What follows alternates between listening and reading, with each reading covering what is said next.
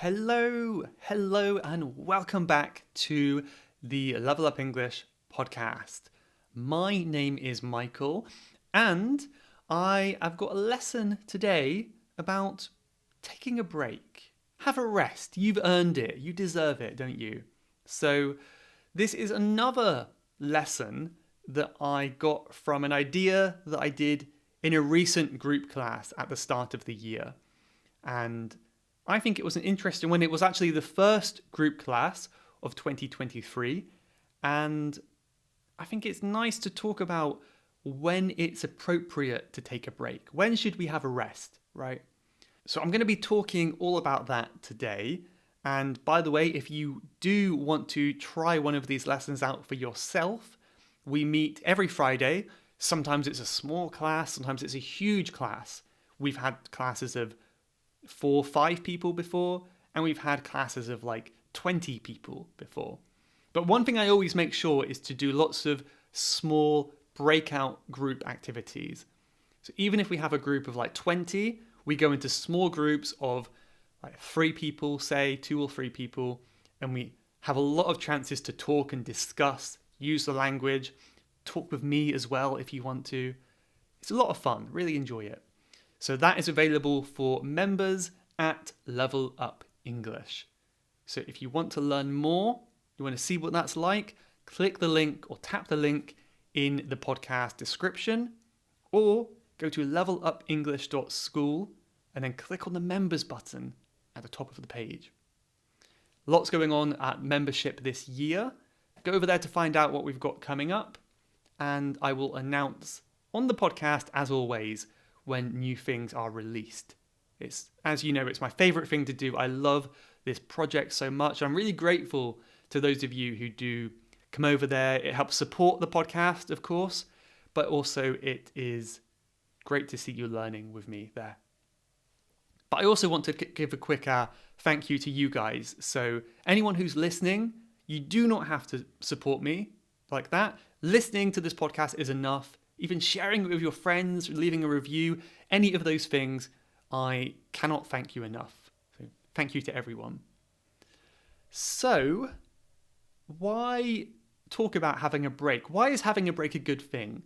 Well, in episode 67, many moons ago, that means many days ago, many episodes ago, I spoke about taking a break from English.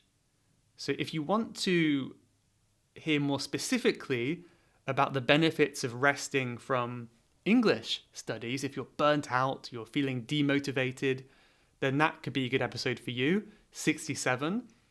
I might sound a bit different, a bit more awkward perhaps, or maybe less awkward, I don't know. But go back and listen if you want. Today, in this episode, I'm going to be talking more generally about the benefits of taking a break. So it's a good time because it's still the beginning of the year.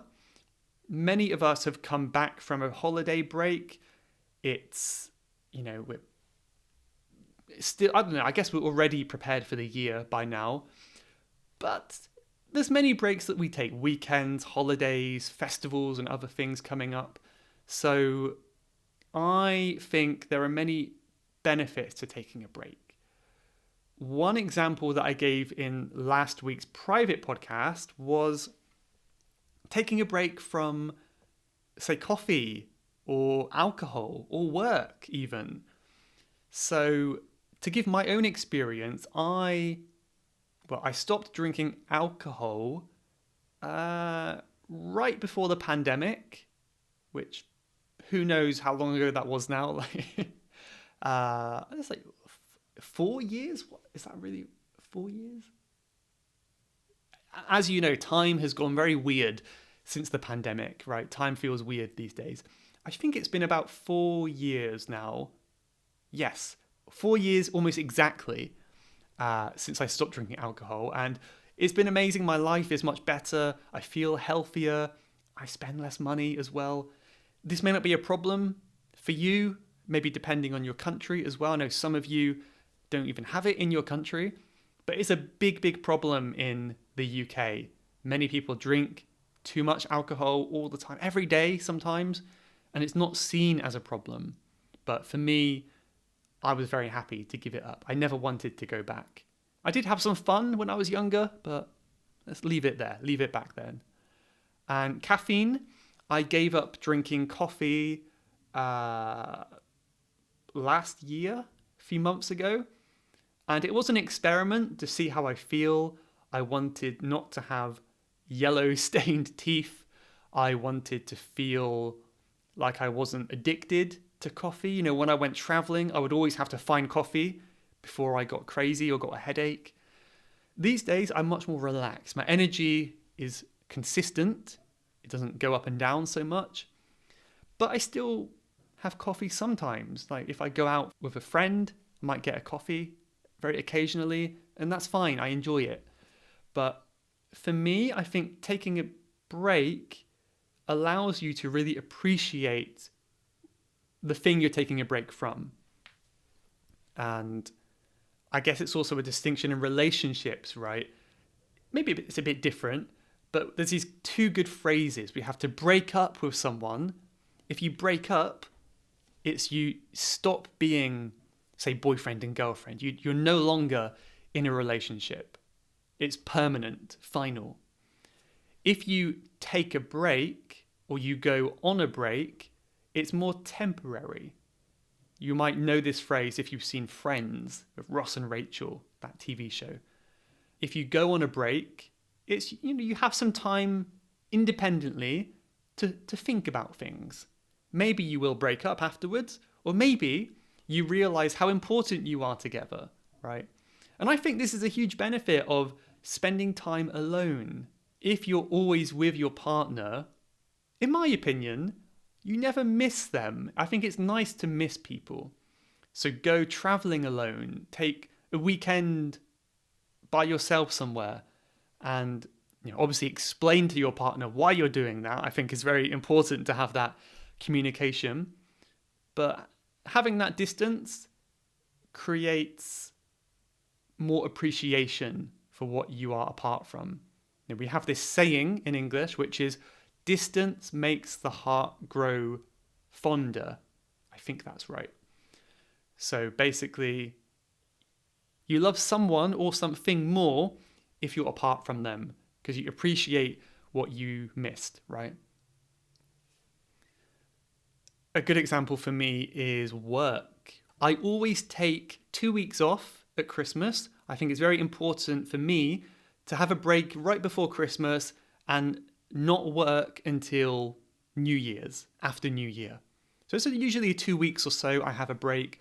For me, it's so important because for many reasons, it's nice to have a rest, but also it's a nice time to spend reflecting and planning on the year ahead. And finally, I often really miss my work. And I find if you're working every day, you never have the chance to miss it, right? So sometimes by the second week, I can't wait to work it. I can't wait to make more podcasts. I can't wait to do more lessons again. And when I get back, I feel happy and excited. And it also makes me really grateful for what I do. So whatever you do, I'm sure you can find some way to do that, have a holiday, and maybe you'll realize what you like about it. If there's nothing you like, maybe it's a good time to make a change as well. So again, I did a lesson on this at the start of the year. I mentioned in the lesson some benefits of taking a break, which I found on the internet.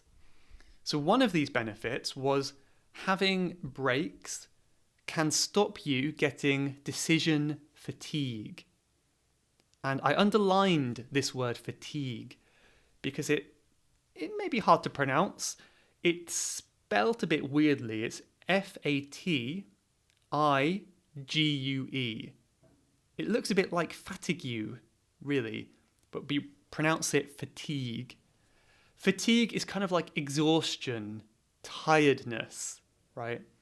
If you have a break, you don't get fatigued. But this is about decision fatigue. So decision fatigue is when you make too many decisions in your day and then you just turn off. You cannot do any more, right? So what do? Do I do this one or this one? Too many choices, shutting down like a robot.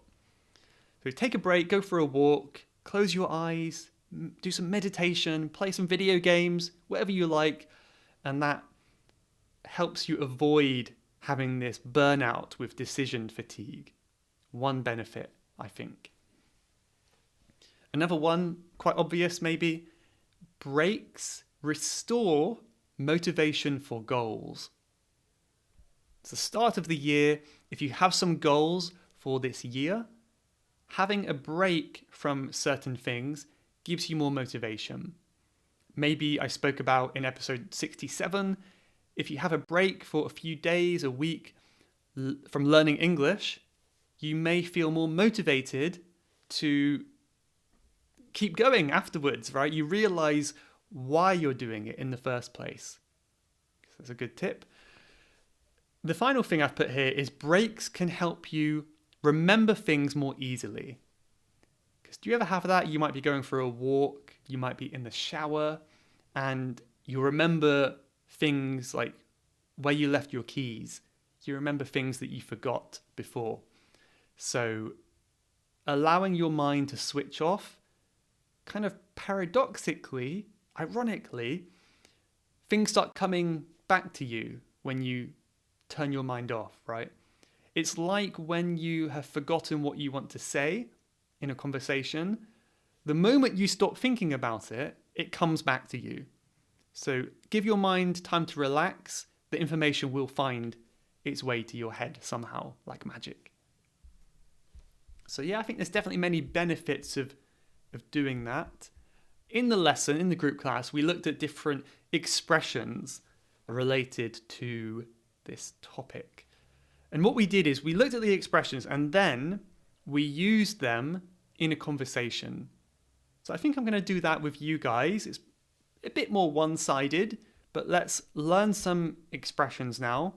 And then I'll ask you some questions that you can think about for yourself. The first one is so useful. I like this one. This is stuck in a rut. I am stuck in a rut in my life. A rut, I will warn you, is not super useful. This word is not useful, so don't worry about it too much. If you must know, imagine a car is driving through a muddy field. It leaves kind of a shape where the tires go and they press down into the mud, right? That kind of gully, that hole, if you like, that's called a rut, right? So imagine it's going to rain soon. If it rains, the rut will fill with water. The rut fills up with water because water goes down to the lowest point. If you're stuck in a rut, imagine you're driving your car and you cannot get out of that rut because it's the lowest point. It's very difficult. So you're going down this road, but you want to be on the dry area, but you're stuck in the rut. When we talk about people, it means you're trapped in a boring and unchanging pattern in your life. So I explained the field analogy to make it easier to understand. If it doesn't help, then just forget about it. Just worry about the meaning now. If every day is the same, you wake up, you go to bed, you wake up, work, sleep, wake up, work, sleep. Really boring, right? You're stuck in a rut. So that is not a good thing. If you are stuck in a rut, what should you do? What advice can we give for that? So my best advice would be try to book a trip. It can be an exciting holiday abroad, or perhaps it can just be 2 days, a weekend, going to a nearby village, a nearby city, somewhere else, a new environment. That's a good tip. Maybe getting a new hobby. I am really desperate to try some new hobbies. This summer I want to do paddleboarding. I cannot wait. It's just a bit too cold now. And I also have to buy a paddleboard. It's a bit expensive. So that's my plan. But I'm really excited for that. And I think if I do find myself in a rut, that will help for sure. The next expression I had was to be dragged kicking and screaming. dragged, kicking and screaming. This is a common phrase, and imagine you have a son or a daughter, and it's the first day of school. Taking them to school was very hard, isn't it? You're going, come on, time to go to school. Like, no, I don't want to go to school. And you're dragging them, you're pulling them maybe by their arm or something. Come on, come to school. And they're screaming, they're kicking. So that's what this means. You're dragging them, kicking and screaming. We use this, but it doesn't always mean literally. It's more of like a metaphor. So it means someone is really reluctant to do something. They do not want to do it. So it's really hard to make them do that thing. Maybe you can think of a time you have had to be dragged somewhere kicking and screaming, or maybe somewhere you would be, for example. So, for example, I might have to go out and get some food in a minute, but it's cold, it's windy, I don't want to go. So if you make me go, I'll be dragged kicking and screaming. I don't want to go to that thing. So maybe if you say you're going to buy me some nice food, okay, maybe more appealing now. I can do that thing. But it's a good expression. The next one is a phrasal verb, and this is to wind up. To wind up. Like, you are winding me up. What do you think that means? This really means to annoy someone or cause stress to someone. You're tightening this imaginary rope in their mind, like winding up, making a big knot in your head. In the passive voice, this would be to be wound up, to be wound up. So we can say, I am wound up by noisy neighbours. Stop talking, I'm really wound up by my noisy neighbours. I mean, honestly, I'm probably the noisy neighbour now. They're probably, why is he talking in his house so loud? So maybe it's me. So I am winding up my neighbours. If you do get wound up by something, this is why it's so important to take a break. And a really good way to take a break if you're wound up is to unwind. This is really just the opposite. You might be able to guess. To unwind is a verb, and it means to relax after a stressful time or maybe a busy time. So you're untying that knot in your head, making it flat, calm, peaceful, happy, You're unwinding. I love to unwind by playing video games, and I plan to do that tonight. I'm excited already. It's the morning, but I'm still excited to unwind with some games. Going for a walk is a nice way to unwind. It doesn't have to be resting or sleeping. Maybe you could even exercise. For many people, exercise is a nice way to unwind, especially if you have a very mental job. You have to do lots of thinking at your work. So to unwind is a nice way to have a break, to unwind. It's a more advanced word, really, than break, isn't it? I've got two more now I want to share. One of them, if you do not have a break, if you do not rest, you risk burning out. You risk burning out. To burn out is to become too stressed with something and you're kind of unable to continue. If you work all the time with no breaks, you will burn out. So everyone needs rest. Everyone needs a break. Keep that in mind. Are you close to burning out now? If so, take a break. It's not worth your mental health. Please take a break. The last one is what you might do after you burn out, after you get stressed. And this is to recharge your batteries. You can say batteries. I would normally say batteries, 2 syllables, right? I think that's common, at least in the UK, from what I hear. Batteries. Recharge your batteries. So this is just like a phone. You charge your phone. People need charging too. We need something to get our energy back. To recharge your batteries, it could be sleep again, or it could be more active. I need to recharge my batteries. Let me go meet a friend for some coffee. Having some time to socialize, get some coffee is a nice way to recharge, get your energy back. But yeah, often it will be about rest, taking a break. Let me know in the comments answers to some of these questions. I want to know what you would advise people to do if they get stuck in a rut. What would you advise in that case? Maybe you could also let me know if there's any place in which you would have to be dragged kicking and screaming. Is there a place that you really don't want to go? Think about where that could be for you. Let us know as well something that really winds you up, something that really annoys you. What is that? And if that thing does annoy you, what would you like to do to unwind and to relax? I wonder as well, have you ever burnt out before? Have you ever burnt out from your work or your studies? And if so, what is a good way to recharge your batteries? Did you do anything at that time to recharge after you burnt out? Answer these questions in the comments. It's good for practice and it's good for making me happy because I like to see your comments as well. But I think we'll leave it there today. That is most of my lesson done, and it was a good lesson. I enjoyed it, and I hope this episode went well as well. I've got one review I want to quickly say thank you to from Neverbet in Turkey. And they said, "Hi, I listened to your podcast for the very first time. I live in Turkey and I've been taking English classes. My last lesson was about shopping, and after I attended my English lesson, I listened to your shopping episode randomly." Oh, cool.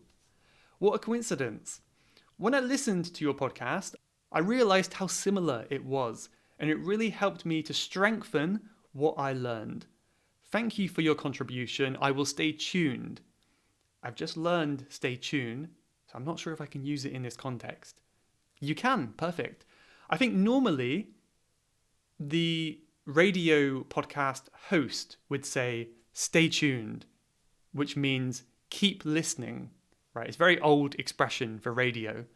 But yeah, you can also say it as well. Like, I will stay tuned means I will keep listening. So yeah, perfect use, well done. And thank you very much, Neverbet, for your kind review. I'm really glad you found my podcast, and I hope you enjoy the future episodes as well. That's kind of you.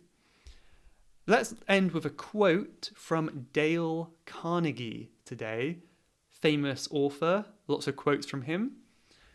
"So, to prevent fatigue and worry, the first rule is rest often. Rest before you get tired." I like this one. Important thing there. Rest before you get tired. Don't get tired, then rest. Have a rest first. I'm going to try my best to follow this advice myself. We'll see how it goes. But I'll leave it here for now. I hope to see some of you on the private podcast episode this Friday for members. Otherwise, see the rest of you next week. Thank you so much. Thanks for listening. See you later. Goodbye. You have been listening to the Level Up English podcast. If you would like to leave a question to be answered on a future episode, then please go to levelupenglish.school/podcast. That's levelupenglish.school/podcast. And I'll answer your question on a future episode. Thanks for listening.